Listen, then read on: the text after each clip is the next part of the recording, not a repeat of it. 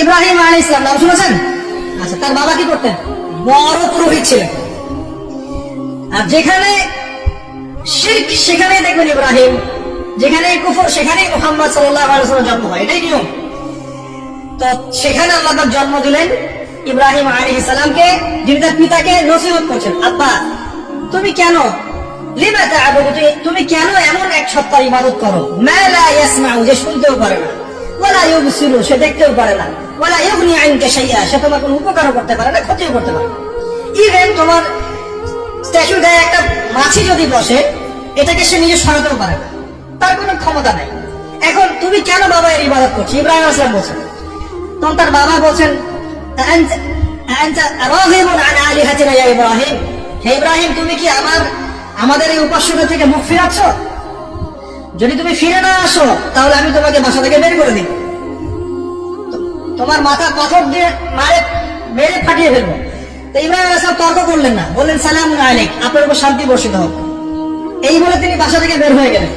খেয়াল করে দেখেন, যুবক ছেলে ইব্রাহিম, সে তার পিতাকে দাওয়াত দিল, তার পিতা একজন বড় শিরকের কারিগর, যে তার দাওয়াত কবুল করলো না। কিন্তু ইব্রাহিম আলাইহিস সালাম কিন্তু মিথ্যার সাথে সত্যের আপোস করলেন না। তিনি প্রয়োজনে একা চলে গেলেন বাড়ি থেকে, তারপরেও আল্লাহ আনুগত্য ছাড়লেন না।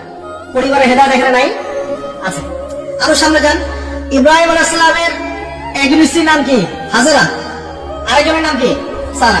সারা আলাইহিস সালাম থাকেন ওই যে শামে, প্যালেস্টাইন, আর হাজেরা আলাইহিস সালামকে রেখে আসা হয়েছে কোথায়? মক্কায়, যেখানে জামজাম কূপ তৈরি হলো।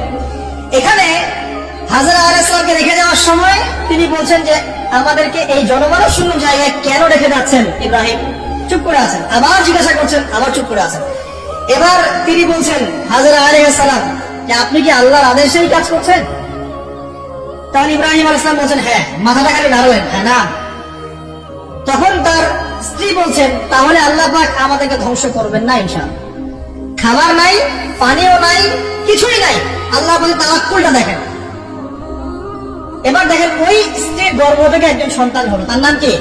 ইসমাইল। এবার এই সন্তানকে তার বাবা বলছেন অনেক বছর পরে, ইয়া বুনাইয়া, হে আমার সন্তান, ইন্নী আরা ফিল মানামি আন্নী আযবাহুক, আমি স্বপ্নে দেখেছি আমি তোমাকে জবাই করছি।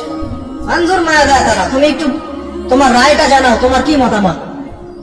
ওই তাওয়াক্কুলকারিনী নারীর গর্ভ থেকে জন্ম নেওয়া এই ইসমাইল, তিনি বলছেন ইয়া আনাতি, হে আমার বাবা, ইফআল মা তুমার, আপনি তাই করেন যে আল্লাহ আপনাকে আদেশ করেছেন। সাতাজিদুনি ইনশাআল্লাহু মিনাস সাবিরিন, ইনশাআল্লাহ আপনি আমাকে সবরকারী পাবেন। এই বাচ্চার বয়স হবে বড়জোর 10 থেকে 15।